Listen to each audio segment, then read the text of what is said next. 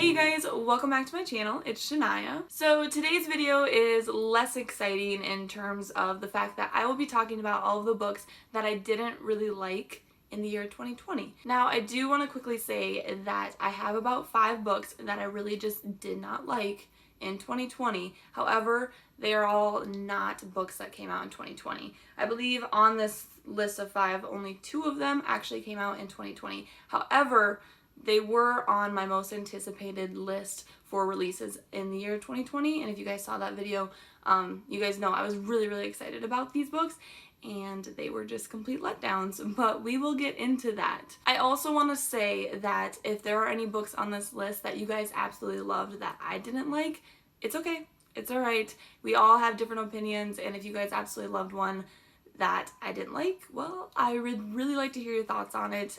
Maybe I was just being overcritical at the time, or I just flat out didn't like it for some reason or another. But I will explain my reasons to you, and if you guys absolutely loved a book and you want to tell me about your thoughts, then let me know in the comments down below. But with that, let's go ahead and get started talking about all of the books that I disliked in the year of 2020. Alright, so getting into the very first book, we're gonna start off with my biggest disappointment of 2020. And not only the biggest disappointment of 2020, the biggest disappointment of a book release that I've ever had. I'm so disappointed with this book, you guys. And it is for so many reasons. But I hated it. I hated it so much. And it was a book that I should have loved. But the book that I'm talking about is Imagine Me by Tahira Mafi. So I love this series. Like, I loved this series so much. I loved it so much that in the second book, there is a part where they talk about a Shakespeare quote, and I loved it so much and was inspired by this series so much that I ended up getting that quote tatted on my body. That's how much I love this series. I thought it was great. It was like my #1 series until A Court of Thorns and Roses came along, and it was great. It was wonderful. Absolutely loved it. Loved Warner. He was my book boyfriend of all time prior to Resand. But whatever, I loved this series. And I was so excited for this ending. If you guys don't know, the original plan for the Shatter Me series by Tahira Mafi was supposed to only be a 3-book series.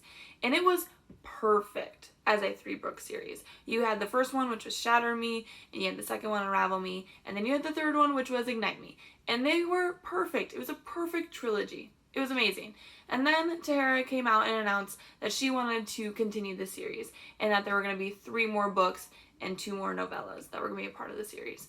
And I was like, you know what? That's fine. Even though the ending of Ignite Me was perfect, I was really excited to see how it was going to continue. And obviously, if an author is going to announce that they're going to write more in a series that you love, you're super excited about it, right? But I really hated it. It was one of the books that I gave a 1-star review for this year, and I never thought that this book would be a 1-star review. Never in my mind. I'm just gonna quickly give you guys a synopsis about it.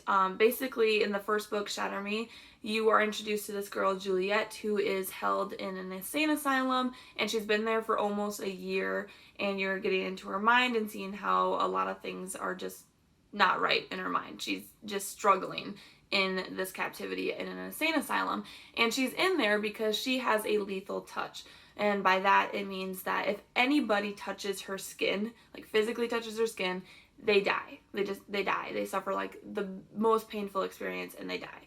And for that reason, she's put in an insane asylum. After you are introduced to Juliet, she quickly gets out of the insane asylum because this commander, or like the son of this commander, his name is Warner, and he is really interested in her. So he sends one of his soldiers in, Adam, to get to know her, get her trust and whatnot, and see how she reacts. And they get her out of the insane asylum, and basically events occur after that. So like I said, the first 3 books in the series are great. Like, I absolutely loved them. This book just gave me a paper cut. That just really shows how much I dislike it.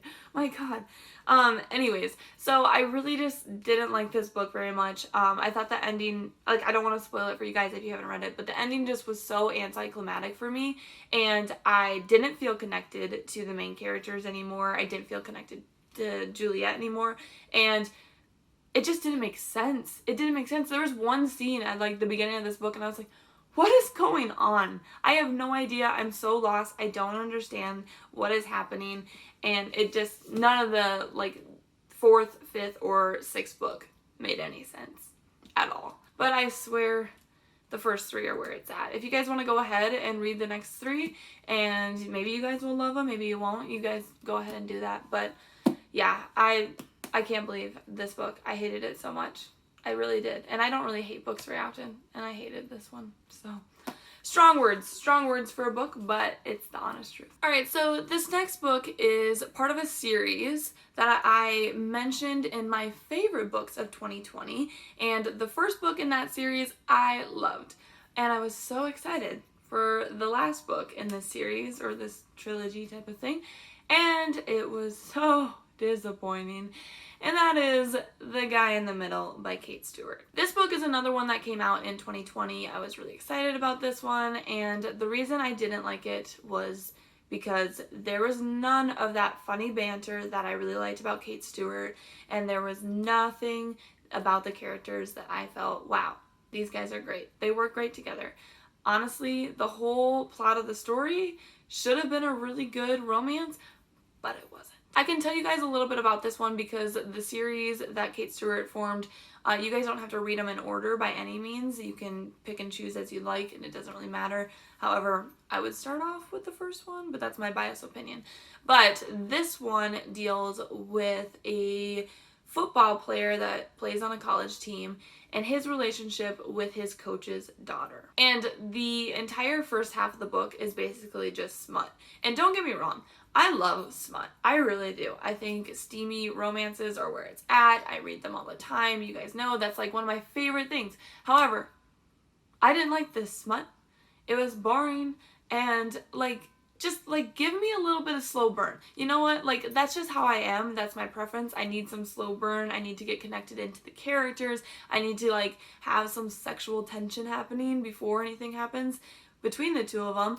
And that's how I am, and that's what I really enjoy, which is why we like this book back here, of course. But I didn't have that in this book. It just instantly was a smut sensual book, and nothing really happened. You started having problems at the end of the book, and it didn't really make any sense, I guess. But I didn't like it, and that's it. If you guys liked it, sweet, but I did not, and it was a complete disappointment for me in the year 2020. Okay, so moving on. The next book is another one that is part of a series, so I don't want to go into too much detail about the reasons why I didn't like the book, because I don't want to spoil it for you guys, but this one really fell flat, and it affected me into reading the next and final book in the series. And that book is Escaping from Houdini by Carrie Maniscalco. So this book is the 3rd installment in the Stalking Jack the Ripper series by Carrie Maniscalco, and this, if you guys have read the series or you've heard of anything, it's very frequently rumored that this book is the worst in the series. And I definitely agree with that. So just to quickly describe the series for you guys, the first book in the series, Stalking Jack the Ripper, follows Audrey Rose. We're introduced to her. She's the main character in the series. And we are also introduced to Thomas.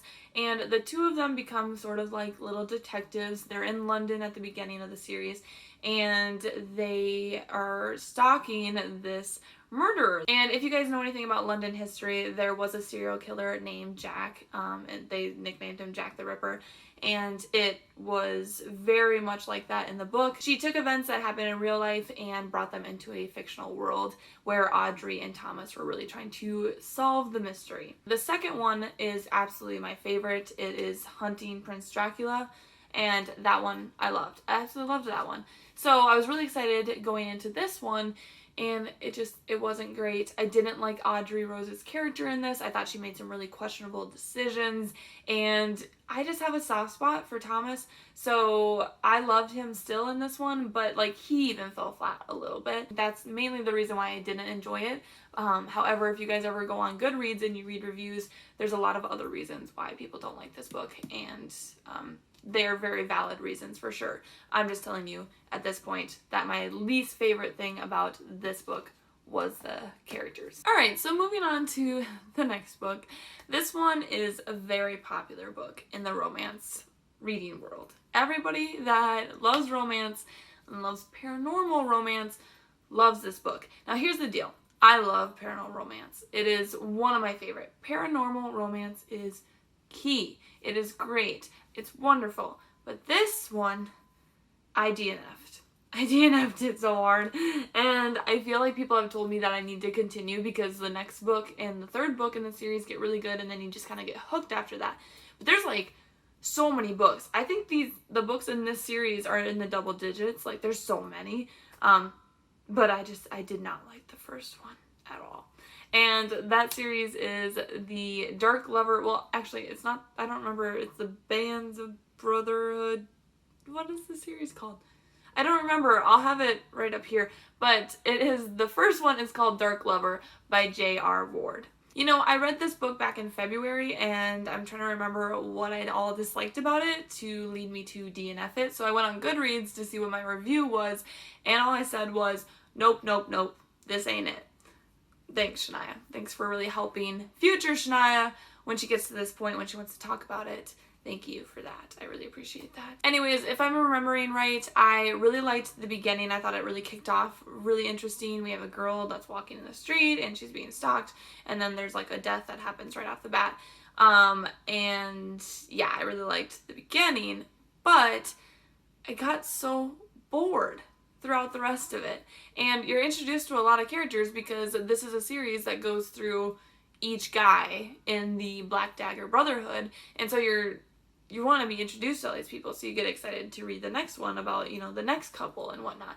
But this was not great. I didn't really understand all these characters. They're all named after, like, they're weirdly named, and I just felt like it didn't make sense. I think the first one deals with the leader of the Black Dagger Brotherhood, and he has to take in this orphaned vampire female, and she's gonna change soon.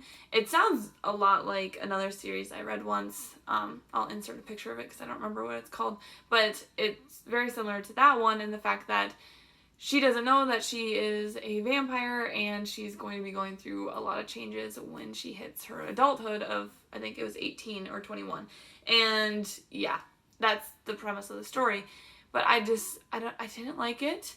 I'm really struggling to remember why I didn't like it. Maybe I just need to reread it, because if I can't remember why I didn't like it, it must have not been that bad. Okay, so going into the last book, this was actually a book that I wanted to read because it was very, very hyped. Everybody in the like YA reading community and anyone that enjoyed reading YA really enjoyed this book. So I had really high hopes going into this book, and it let me down completely. It was honestly one of the most painful books I've ever had to read. And that's saying something, because there's been a lot of books that I DNF'd, but this one I pushed through to the end and it wasn't even worth it. But that book is Sorcery of Thorns by Margaret Rogerson. So to give you guys a little bit of a premise behind this story, we have our main character Elizabeth, who grew up in a library, but this library is different from our normal libraries because this one, very much like Harry Potter and the Forbidden section, right? The Forbidden section. But anyways, like Harry Potter, the books in this library, they come alive because they are possessed by magic, because they're books for sorcerers. And Elizabeth has this dream of becoming one of the librarians that takes care of the books. And so she has to do so many steps to become this type of librarian. But what happens at this library is that a demon is let loose, and it basically destroys and kills a lot of people that work at this library. And everyone suspects Elizabeth for it. So she has to flee from being accused of murder, and she goes to the capital where she pairs up with a sorcerer named Nathaniel. Now, Nathaniel and just sorcerers in general are mortal enemies of people like Elizabeth. The librarians and sorcerers, they don't get along at all. So right there you have an enemies to potentially friends to potentially lover story. So this is a type of story that I should have really loved, but I didn't. So the reason why I really didn't like this book was the way that it was written. Now, I'm not saying that you have to write a book a certain way. Obviously, different writing styles are really unique, and it's fun to read different books that are written differently. However, I just don't prefer this writing style because it was told in a way where I felt like I wasn't a part of the story. And something I enjoy is being, part of the story. I feel like I'm right there with them. But I wasn't in this book. In this book, you would have a big scene happening, right? There'd be this like problem going on, and it would be a big like battle almost in a way, not quite, but it'd be kind of like a battle. And you would be reading it, and in a normal book, you would be engaged in that. You'd follow it from the beginning of the battle all the way to the end. Well, in this book, what would happen is the action would just get started, and then you'd flip to the next chapter, and all of a sudden they would be done with the battle, and they would tell you about what happened instead of bringing you along step by step in the battle, but they just recapped it. It was just like it's like when you go and watch a show, and at the beginning of each episode they recap it for you, and it's like you never watched the previous episode, they just recap it. That's what this book was like, and I hated it because even the ending was that way, you guys. Even the ending, there was the big battle, the biggest part of the entire book, and it was just recapped in the epilogue. It was such a disappointment. The only best part about this book was the demon that Nathaniel had as a companion with him. That was it. Otherwise, yeah, the rest of the book, I hated it. I just did not get into it for those reasons, and that is why this is one of the biggest disappointments I had of 2020. Okay, so those are all the books that I read in 2020 that I did not like. And I think 5 books out of 55 is pretty good. Like, the fact that I only really disliked 5 to make this list, I'm happy with that. However, like I said, there were a couple more that I didn't really like, but nothing to make this list by any means. So yeah, if you guys did like any of these books, let me know down below. If you didn't like any of these books, also let me know. But if there's any other books that you guys really liked in the year of 2020 that you read, or you really did not like in 2020, let me know as well. I'd be really interested to see what you guys have to say.